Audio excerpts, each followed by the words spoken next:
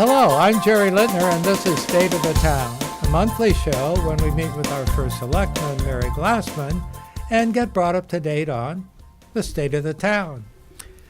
Mary. Jerry. Queen of Simsbury, Yeah, how are you? Welcome to Simsbury. Thank you and SCTV for being here today. You look quite formal today. Thank Here we you. are Well, in these new It's fall. budget black vinyl Yes. chairs, and here you are in this outstanding, that has to be a designer something or other. Well, thank suit, you. Black it's, suit. It's fall, so Did it's... somebody die? No. No. Okay. Fortunately not.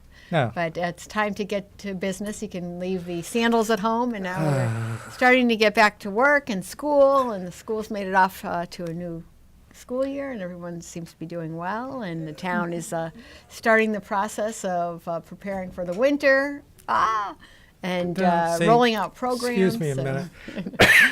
See, I think I'm getting a cold already just because you mentioned that. I know.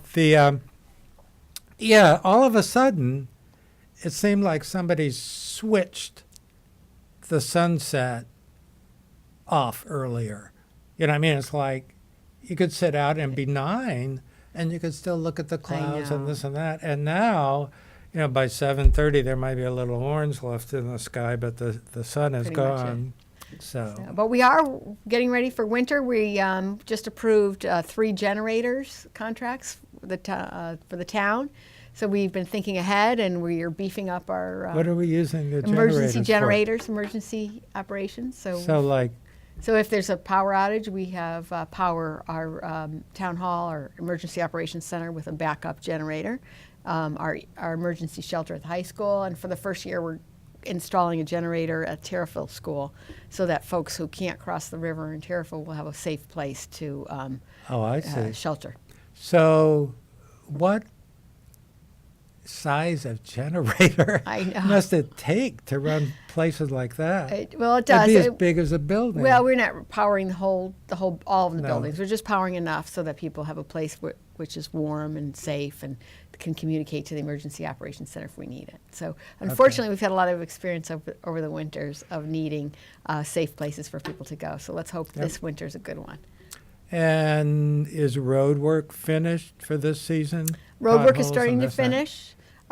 We did a number of projects. We took a look at the Riverside Road and got a grant for that, and have been installing some of the I have a good programs. question about that. Yes.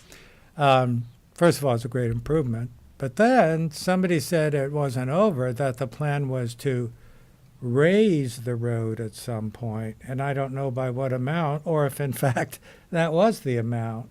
No, that's exactly right. So because of our storm experiences and the fact that we do a great job with planning for emergencies with our public safety committee, and that's chaired by Lisa Havner, Selectman Havner, and the fire department does a great job, and Kevin Kowalski, our emergency management director. But we really are trying to minimize the amount of impact that the flooding has. And one of the things we did is go out and write a grant for Riverside Road to in fact raise it a little bit so that it drains a little bit easier at different levels, and we won't have to evacuate people from their homes as quickly. Many, yeah. Right. I remember, and I won't remember the year. It's let's see. Wait, maybe I will. It must have been 30 years ago, right in that neighborhood, and we were living on the east side of the river then, and we were up in the hills. But when I drove home, I could not get home.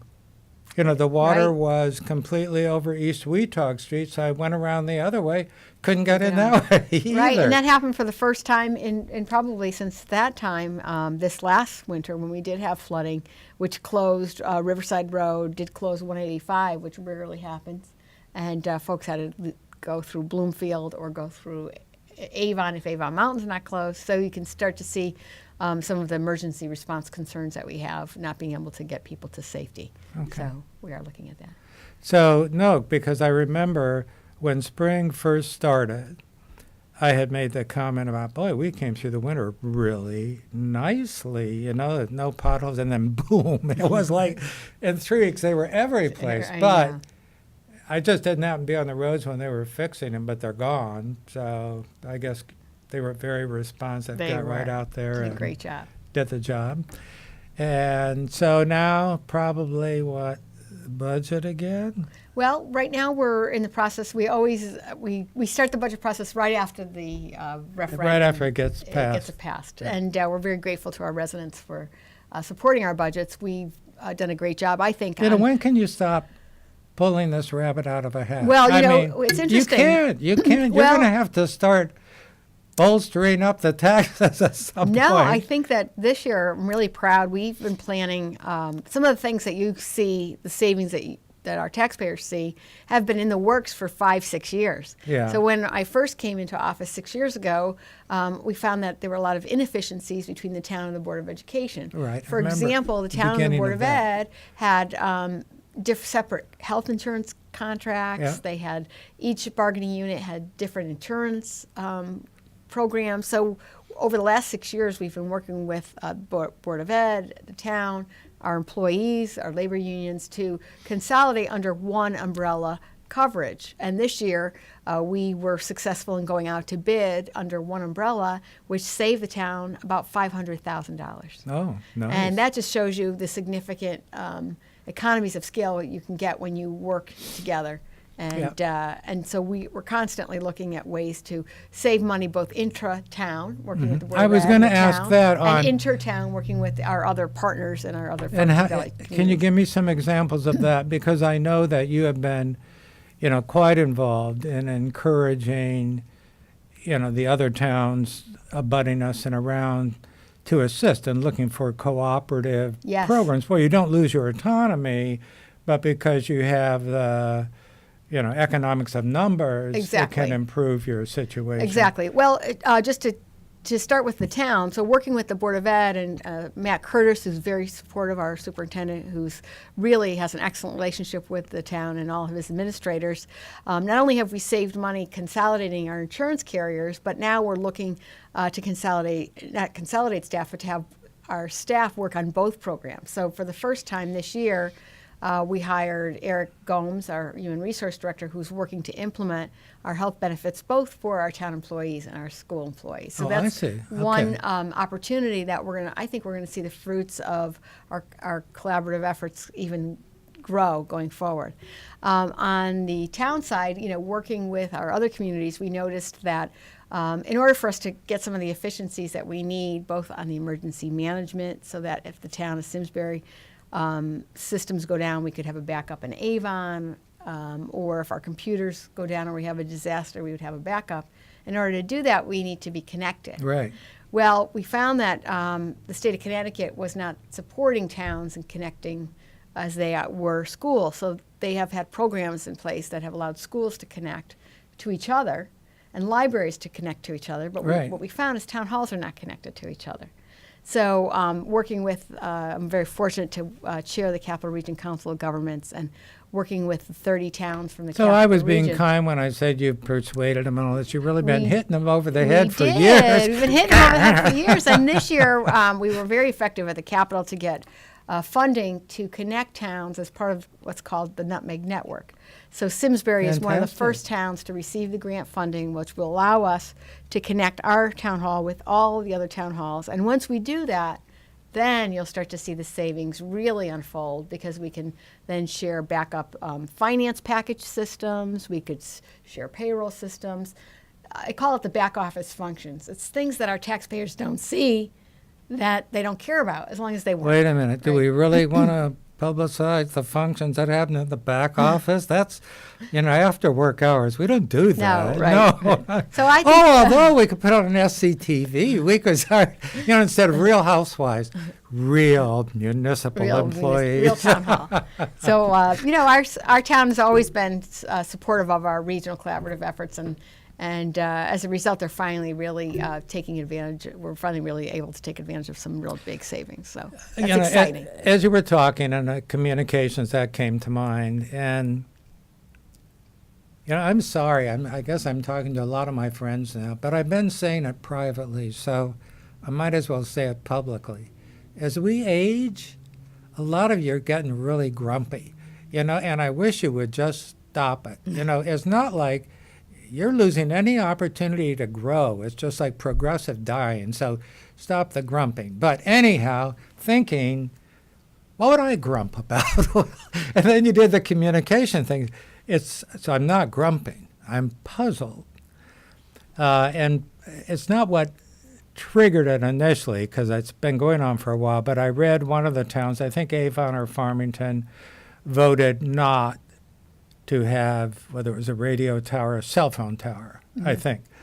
And then I thought, well, of course, we have that one area over in West Simsbury Right. where, forget about it. You Right. drive through it, that doesn't work.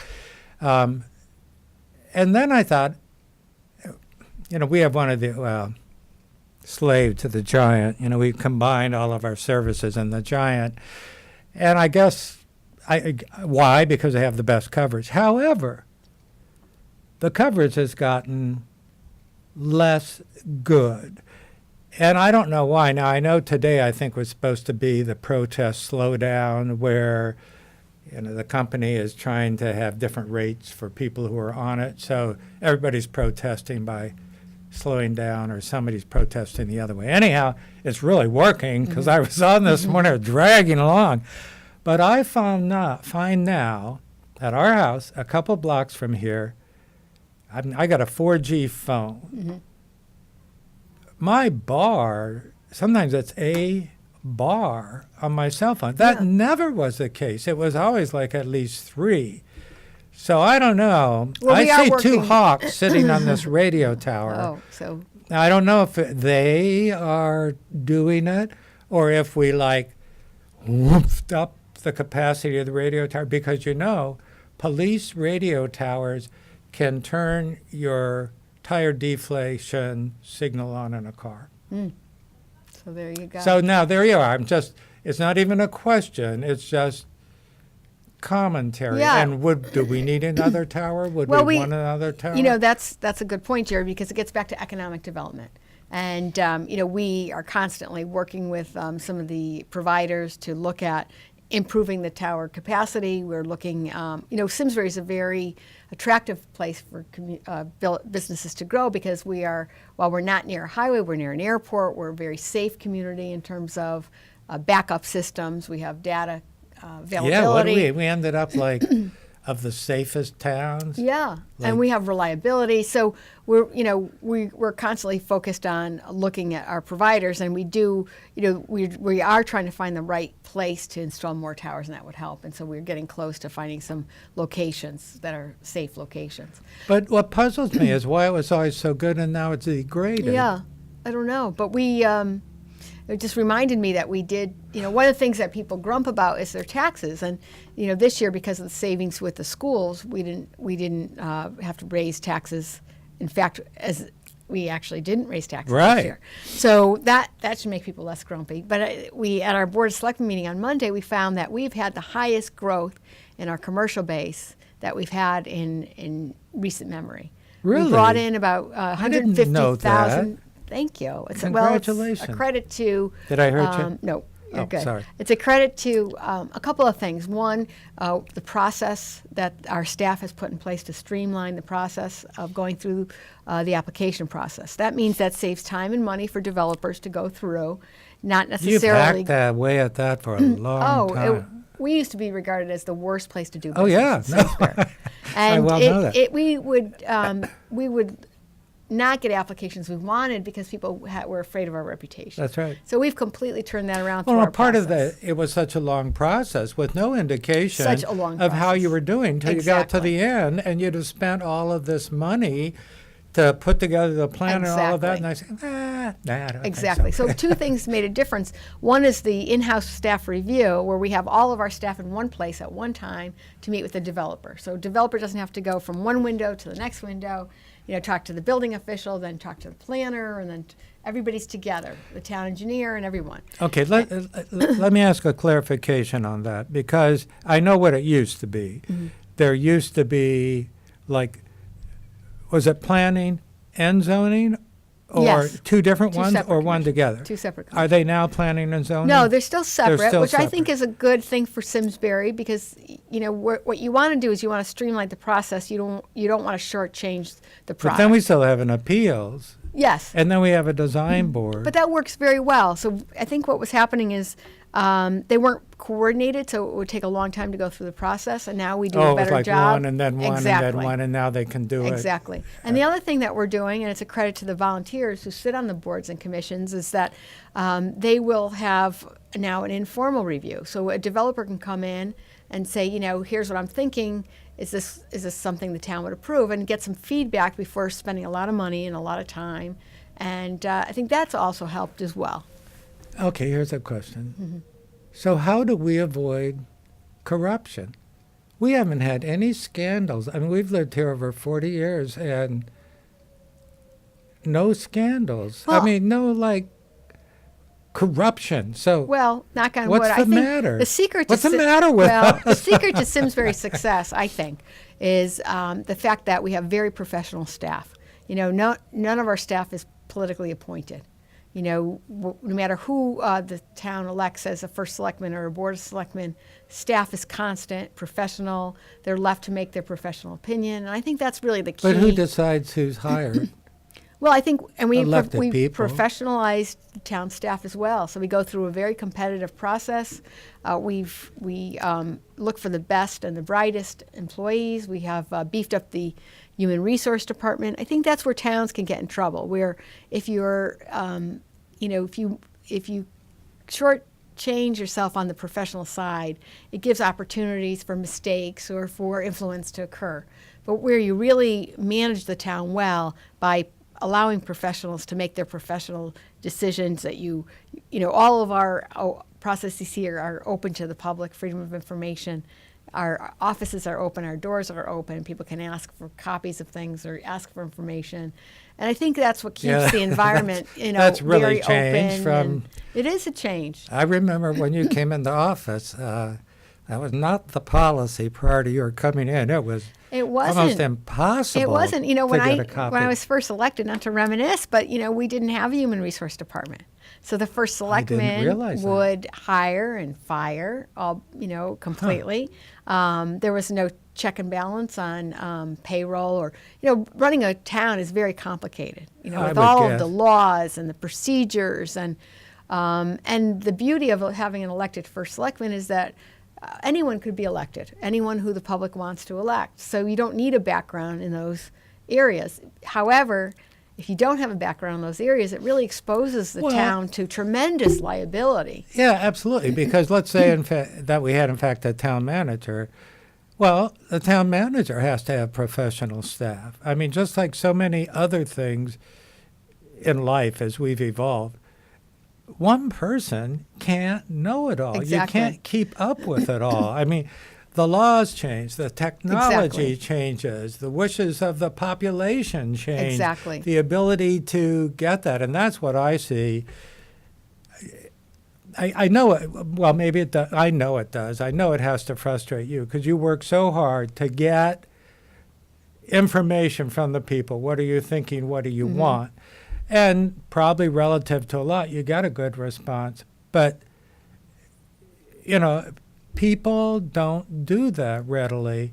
And so, especially if they're pleased with things, they just don't say anything, So then maybe there are 5 people in the whole town who are articulate, influential, or whatever, who hate this particular thing. And then all of a sudden that's news. Everybody else is sitting back, I don't care about that. That's right, not a it problem. is. But you need the public to be engaged because we have to know what's working and what's not working. And the town changes and evolves. So as you said, 20 years ago when I was first elected, the first selectman was it. 20 years 20 ago. years ago. 12 years old and you were elected. Was that legal? So, we have to be aware that government changes and we have to be responsive to our residents. And Selectman Lisa Hevner chairs the personnel subcommittee of the Board of Selectmen. And she seems to do a lot. So she's zoning or planning? Which one does she chair on that? No, Lisa's on the Board of Selectmen, and she is she's deputy selectman, right? Deputy first selectman. She was formerly deputy selectman until the last election, and now she chairs the personnel subcommittee. And what I credit Lisa for doing is helping recognize the town's evolving and taking a very active role in professionalizing the town staff. So we have professionalized the human resource area. We now have a chief administrative officer who has a law degree, who helps negotiate a lot of our union contracts. So I think that's really important to have the support of the Board of Selectmen and moving the town to a professional protection of the town, but yet keeping the elected public officials in order to respond to what our taxpayers want Well, to see. she seemed like, in my mind, the exposure I've had to her, she's a consensus person. She listens Yes. very well. Yes, very and that, much. And that's I mean, great for to have. years, we didn't have that in our town government here, going way back.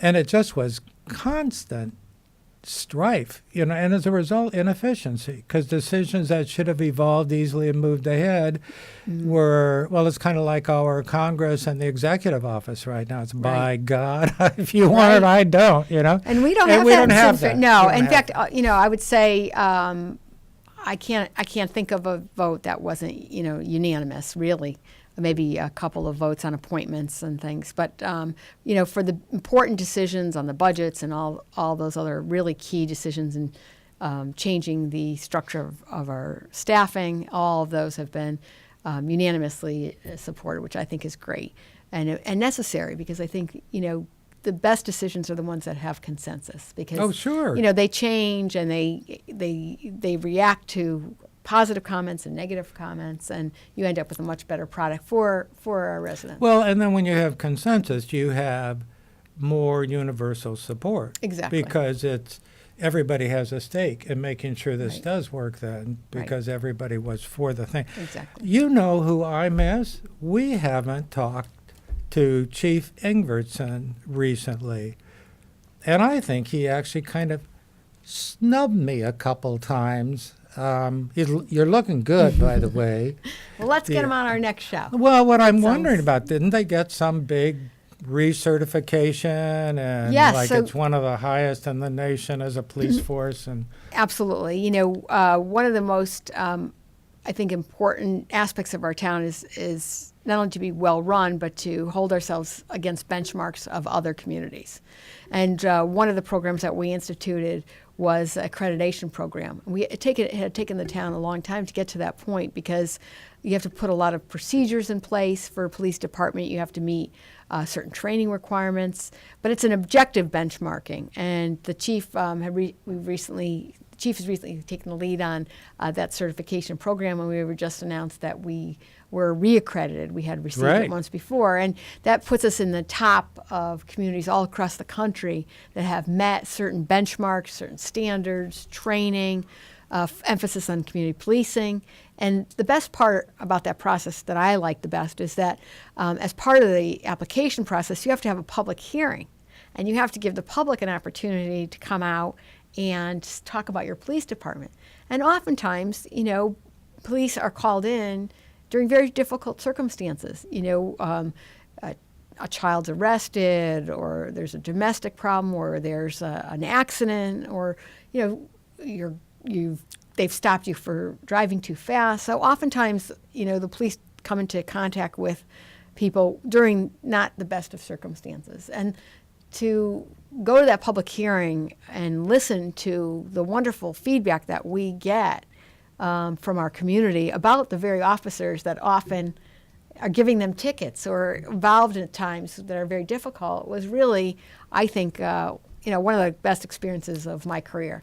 Really, to Wow. hear how well the police department responds, how compassionate they are, how strict they are, to keep our community safe. I don't But- know if he's still here or not, but we did have a very zealous ticketer. And I was Yes. surprised how many times he'd be at a function or something. And so I said, you know what happened to me today? It's like, oh, no, not him, 2 years ago. Yeah, but even that, I think people really appreciate the fact that we do speed enforcement. They're out there.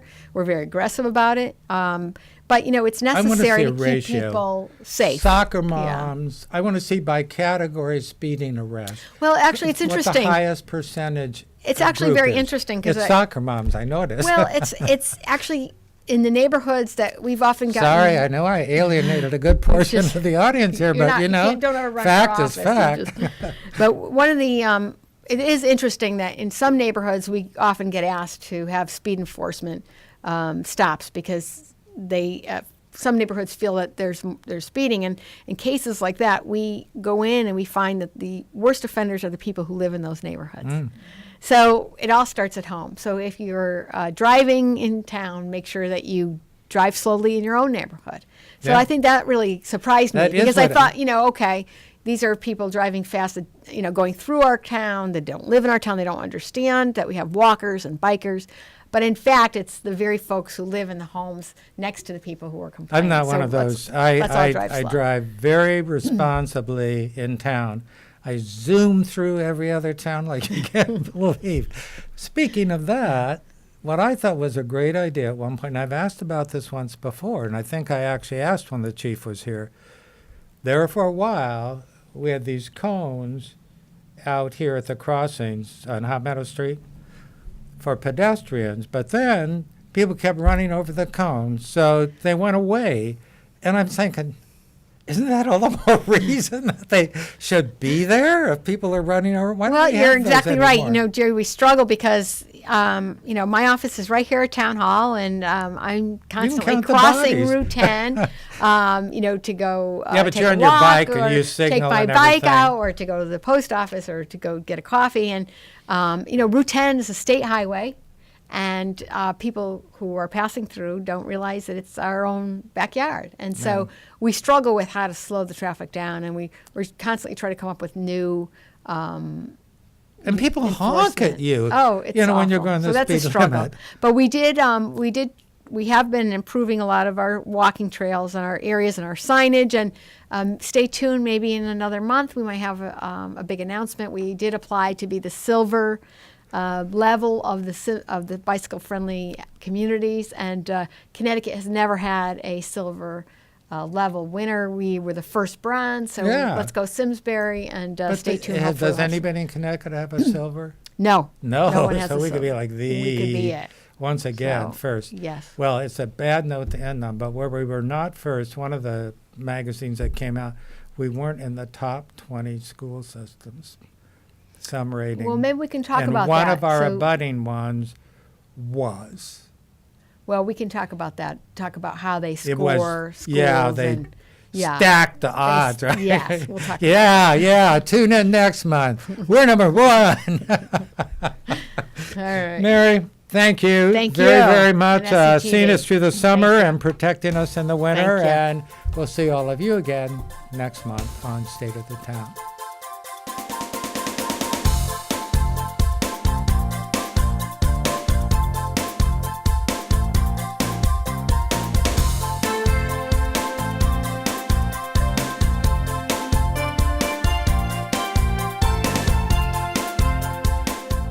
Funding for Simsbury Community Television is provided in part by contributions from viewers like you. Thank you.